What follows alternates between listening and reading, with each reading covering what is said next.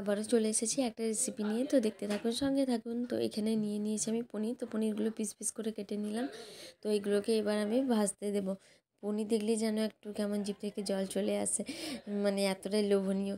তারপরে এগুলো কড়াইয়ে তেল দিয়ে ভেজে নেবো। এবার বেশি ভাজলে আবার কড়া হয়ে যাবে, বেশি ভাজা যাবে না, সব দিকেই সমস্যা। তারপরে এগুলোকে এবার নামিয়ে নিলাম। আর এই যে এখানে দিয়েছি আমি কাবলি ছোলা ভিজতে দিয়েছিলাম, এটাকে এবার সেদ্ধ করতে দিয়ে দেবো। যে সেদ্ধ বসিয়ে দিয়েছি। আর এদিকে আমি মশলাটা রেডি করে নিই সেদ্ধ হতে হতে। এখানে নিয়েছি টমেটো, বাদাম, কাজু বাদাম, চালমগজ, আর এখানে আছে আদা আর পেঁয়াজ। তো পেঁয়াজটা বাটবো না, বাকি সবগুলো বেটে নেব। এই যে সমস্ত কিছু বাটা হয়ে গেছে। তারপর কড়াইয়ের মধ্যে তেল দিয়ে দিয়েছি। তারপরে এখানে দিয়ে দিলাম আগে বাদামটা। বাদামটা একটু বেশি করে ভাজতে হবে, না হলে বাদামের থেকে যে গন্ধটা ছাড়ে, মানে ওটা একদমই ভালো লাগে না। তাই জন্য বাদামটা একটু ভালো করে ভেজে নিতে হবে। তারপরে চালমগজ দিয়ে দিলাম, আর দিয়ে দিলাম আদা। তারপরে এখানে লাস্টে দিয়ে দিলাম টমেটো বাটা।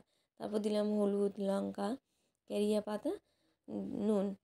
ব্যাস, এটাকে দিয়ে এবার নাড়াচাড়া করতে হবে। আর উপর থেকে পেঁয়াজটা ছড়িয়ে দিলাম। পেঁয়াজটা আর ভাজলাম না, এটা চাইলে আগেও ভেজে নিতে পারেন আপনারা, তো আমি ভাজিনি। তো এই যে উপর থেকে ছড়িয়ে দিলাম। মশলাটা দেখুন কত সুন্দর কষা হয়েছে। মশলার গা থেকে যখন এরকম তেল ছেড়ে আসবে, জানবেন যে মশলাটা ঠিকঠাকভাবে কষা হয়ে গেছে। তারপরে এটাকে এবার একটু নুন দিয়ে দিলাম। আর এই যে এখানে কাবলি ছোলা আলু আমি সেদ্ধ হতে দিয়েছিলাম, তো ওটা দিয়ে দিলাম। তো আপনারা চাইলে আলু নাও দিতে পারেন, আমি একটু বাড়ানোর জন্য চানা পনিরটা, তাই জন্য আলু দিয়েছি। হয়ে গেছে রেডি। তো এবার উপর থেকে পনিরগুলো দিয়ে দিলাম। তো বলুন কেমন লাগছে। তো আজকের মতো ভিডিওটা এখানেই শেষ করলাম। ভালো থাকবেন, সুস্থ থাকবেন, টাটা।